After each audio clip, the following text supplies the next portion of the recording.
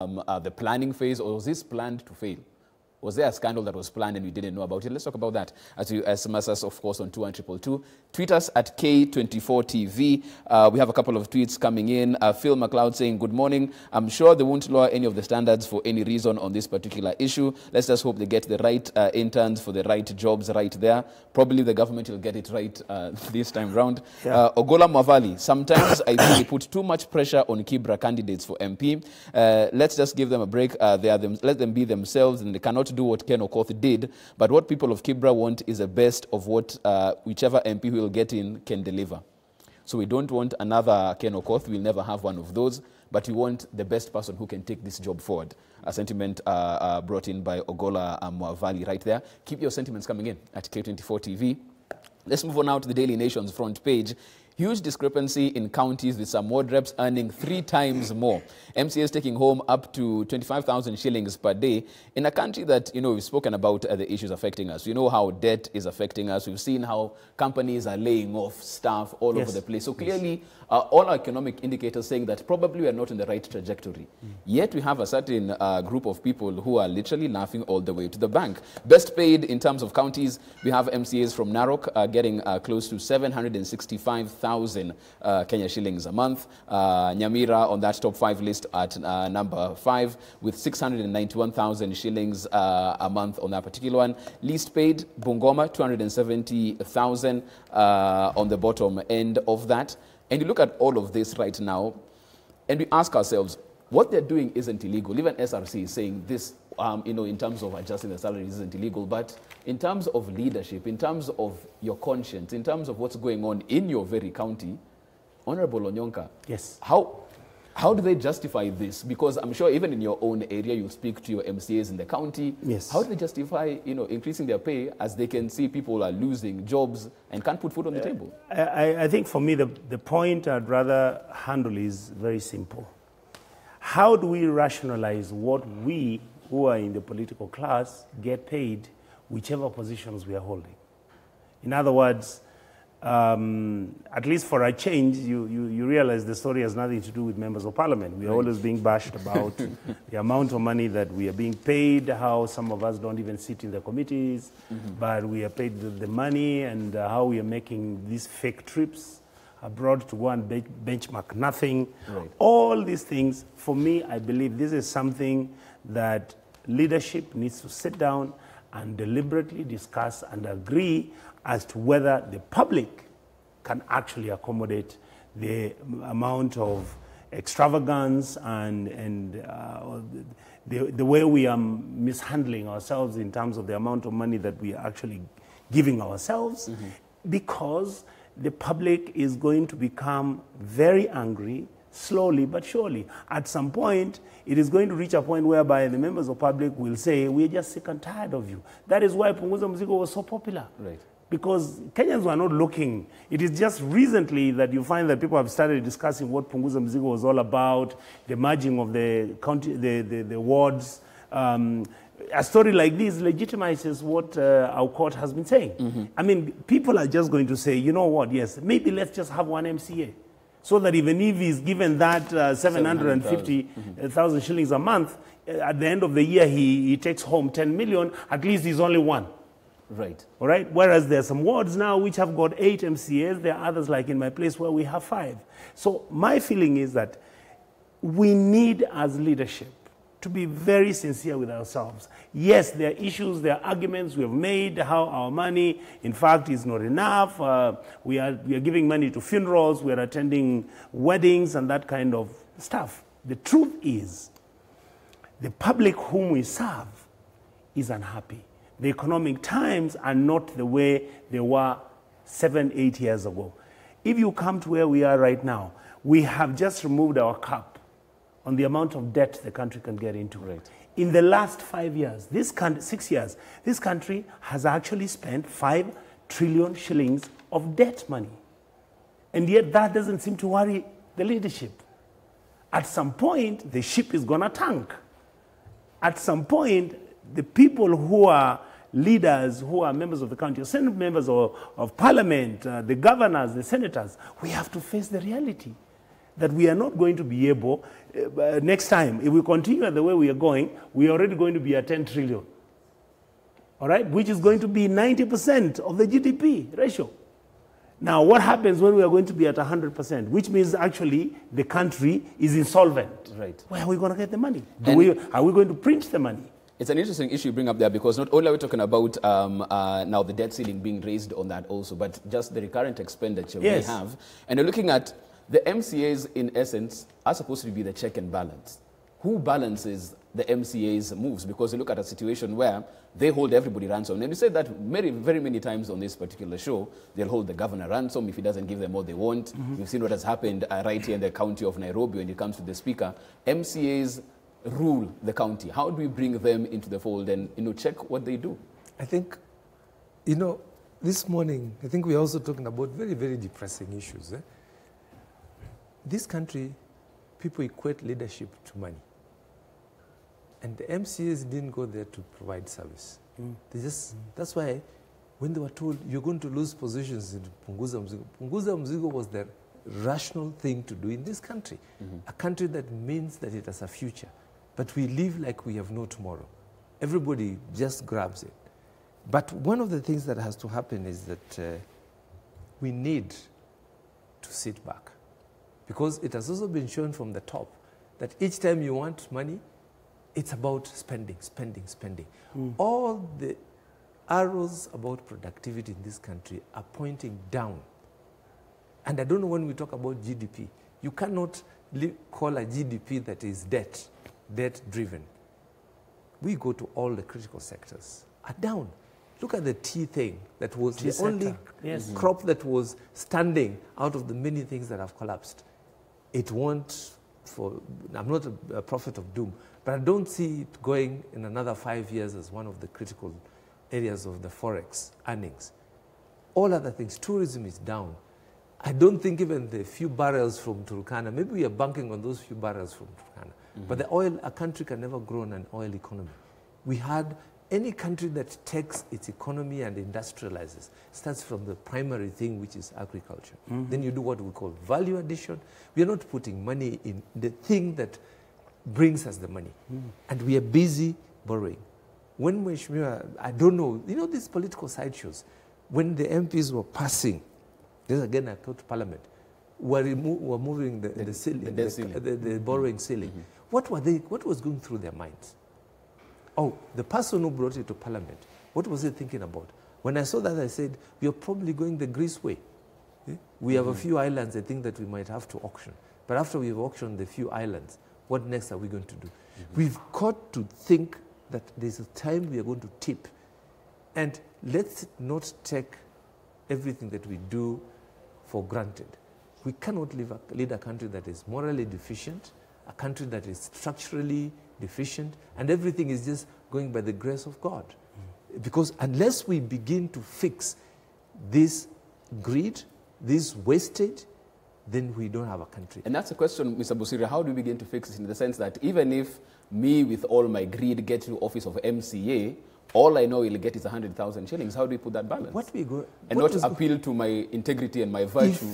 If we don't sit back as leaders and provide the leadership and do the right thing, Mheshimiwa has just mentioned that there's going to come a time when people cross the threshold and they will have to say, we ceded this power to you. We're going to take it back. Yes. And I will raise two issues. And from what my brother Busiri has said, number one, if you look at why the debt ceiling was removed, it was because the executive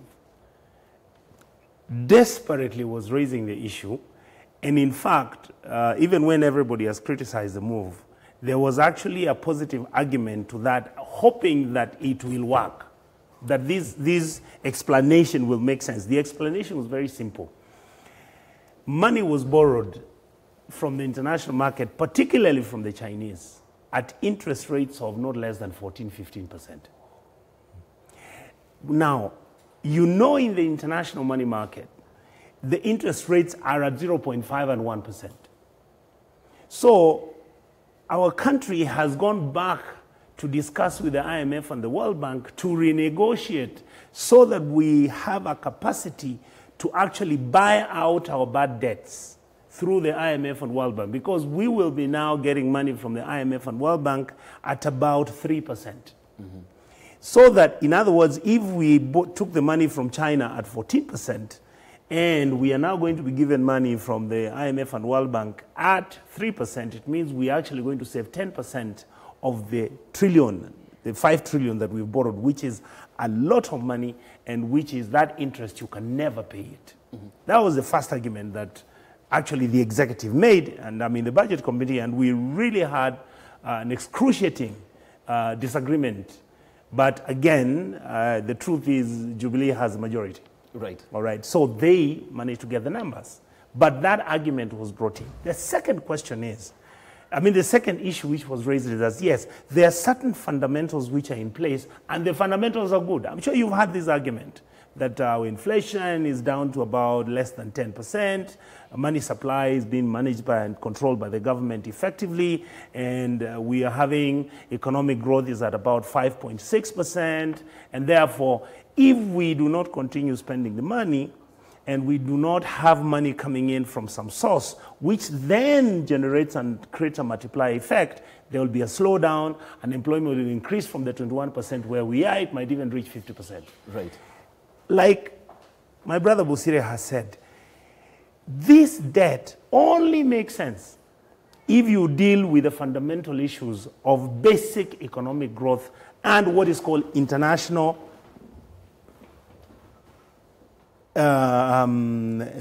income, whereby you take the very destitute and the very poor, give them a capacity on how they can sustain themselves so that they don't become destitute.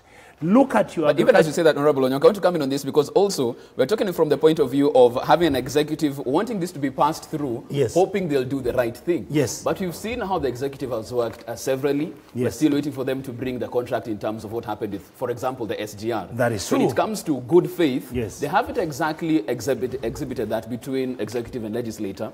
What makes it seem that this time round, they will do the right thing? What I'm saying actually is that you are agreeing with me. I have no hopes that they're going to do the right thing, because our country in the last 5 years, we've ended up borrowing not less than 5 trillion shillings. But when you try and ask what is the economic impact, by now with that kind of money, if we had invested it into sectors which are going to upgrade the standards of our poor people, agriculture, for example, water and sanitation, they're very basic. Improve in education, make sure that the education standards are high, because when you have people who are well-schooled and well-educated, it's easier for you to manage them. Right. The problem we have is this money has been going to these mega projects. These mega projects then are extrapolated onto our wastage and corruption. 50%, in fact, is about 60% of all the money that is brought in, whether you take the money to the county government, whether you bring the money to the national government, whether you take the money to the constituencies, possibilities that you will actually see the effect of this money being spent effectively so that you can change and transform people's lives.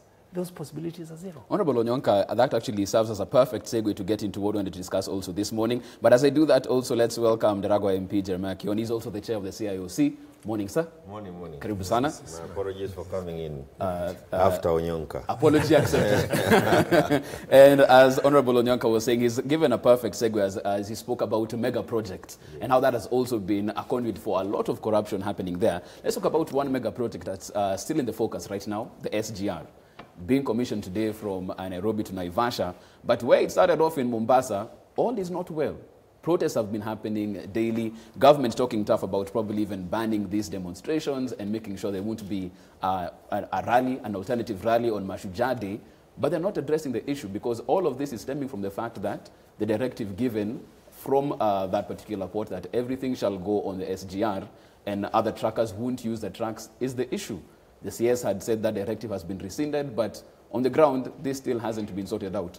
Why isn't the executive speaking to that particular issue, Honorable Kioni, from where you stand? Again, let me start by saying good morning to all those who are not as late as I am. and I appreciate the debate that you have had, and I the issues of the amount of money that we have borrowed as a country, the projects that we have undertaken, is an issue that is life, and we must continue debating it. But I always keep saying, one is that even as we discuss these issues, we have also the issue of the constitution that we have on the table. Right. And yesterday we had the former AG, Gegu Muigai, with us. And one of the things that he brought out is that, and it fits into this issue directly, is that one of the weaknesses in our constitution is that it makes the opposition weak. And when the opposition is weak, you don't have that alternative view. Do we have one right now, even? With the handshake, it seems like... Even Onyonka is more government than anything. So we lost where we thought we should have been gaining. But I am not in government. We just decided not to make too much noise. Yes, because and Jubilee was not listening. And I think Jubilee knows how to reason and to do things. So what I wanted to say is that with the weak opposition, the country fails to have that alternative government, just in case, because opposition must always be the government in waiting. And he brought out that issue very nicely yesterday. Now what I want to say is this: the government of the day must implement projects. The government of the day must move development forward. And some of these mega projects are mega now. 100 years down the line, they will not be mega. When we did the railway line that we have, the one that we are doing away with, the one that runs from Kisumu to Mombasa, and the other side all the way to Uganda, those days certainly it was also a mega thing. And it must have pained those people who are making those decisions. But 100 years down the line, we've used it. It has helped this country to grow from wherever we were to the number of the kind of money that we are talking about, the GDP level. And government of the day must make decisions that are going to be useful, even in posterity. And I believe that SGR has costed us a lot of money. We have borrowed heavily. It is a mega project, perhaps one that if others are asked to do, would have been asked to undertake it, to say, hold it, it's too heavy. But it is a project that was actually conceived even a little bit earlier before the Jubilee government. And we have borrowed. It needs to work. It will certainly help us. I think the amount of money we were using on the maintenance of the Mombasa-Nairobi highway was beyond, it was such that we needed to have alternative ways of moving cargo.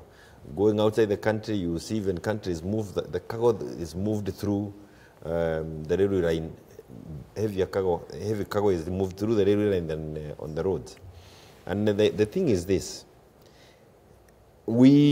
outside corruption, the project is a good thing. We would just need to manage it, and I said this to the Member of Parliament from Mfita the other day. I agree with him. We need to allow the markets to play out in Mombasa. Because that's a question. If SGR we need to allow the markets to play out in Mombasa. But we also need to make sure that we are also not wasting the money that we have borrowed. And it's also, I believe that the amount of money that we use in maintenance of our roads, it's because of the very heavy trucks that we allow to use our roads. It is not something that is not the best way to use our infrastructure. So this thing in Mombasa will eventually sort itself out. But we need to be careful, because we also don't want to kill the local economy. There are very many people who are employed in the transport sector. We've been doing it for the last couple of years because this alternative way of moving goods was not there. So people need to be allowed time to transit from one way of doing business to the other, to another way. And I also want to say this, even, you see, in government, we don't just have dad heads. We have Kenyans who have been to school, people who know also how these systems work, what is supposed to be done. I don't want to dismiss all of them like people who have, just idiots. They are people whom we must give some level of trust. And but we must fight corruption, and we must differentiate this issue. The issue about corruption, and we have agencies fighting corruption. They must be allowed to continue fighting corruption. And corruption now, it's not just at the SGR, and it's everywhere, including our constituencies. We must allow the DCI, the DPP, the EACC to do their work. But that should not stop us. The fact that we have people who have appetite to steal should not stop us from wanting to invest and making sure that the country can grow in the future. Because if we don't have this kind of projects like the SGR, we were going to be edged out by other countries. Let me get to Mr. Bosirio on this particular issue as we talk about the mega project and the SGR in focus. Because even as you say, it was well planned. When the Bureau of Statistics says that, okay, fine, the revenue on this particular one, you had projected a certain amount of money, we're looking at, we might get less 44% on this particular project. Then after, we are now told you'll have to make sure all your freight is done on the SGR. Were we wrong from the start in terms of planning what we'd get from the railway line? Nothing wrong with planning, nothing wrong with dreaming, but there is something called, you have to context everything that you do. Cut your cloth according to your size. We may have thought and projected in so many years we'll do this. But you look at the SGR story, a good story, but now mired up in a lot of negative tales. Transporters are saying, what is the cost effectiveness? You know, when you're in business, you want to use a system that will break even. They're saying it's costlier. And then looking at what happens at the SGR, Mombasa in itself has got the issues. You're killing another economy and transporting it to another place. But that's where strategic thinking needs to come into place. How do you phase out this? How do you interface these things? When you come, like today, what we're doing, going to launch the SGR to the next phase 2, where is it leading to? Those of us who use the Narok Nairobi Road, you drop at Suswa. What economic business does it make sense? Right. Where is, do we have infrastructure in Naivasha? Where do you start? It's good to have paper planning and the actual thing on the ground. And I think SGR, all other things, we cannot look at just the grandiose aspect of the plan, how workable it is. I may want to wear a certain suit, and all the countries that we have projected would make SGR have economic viability have opted out. Right. Where have they opted out? And this is where the questions are beginning to end. Are we doing projects because we have to do projects for the heck of it? Or are we doing projects because there's what we call stepping back and saying, is it working for us? You don't push it to the end. We've taken loans over and above everything else. What is it going to transport if we are not even exporting anything? What is it going to pull people from Syokimau to Suswa? Yesterday I asked one of my colleagues that if today I take a train to Suswa and I drop there, what next? Unless I'm a tourist. Right. So a key issue in terms of the planning up until where it goes. What is planning? Let me my brother Kioni, you know, I've been in parliament with him for a very long time. And he's a Jubilee guy. It's mind-boggling what we do as a people. What does the international best practice say when you're building a railway?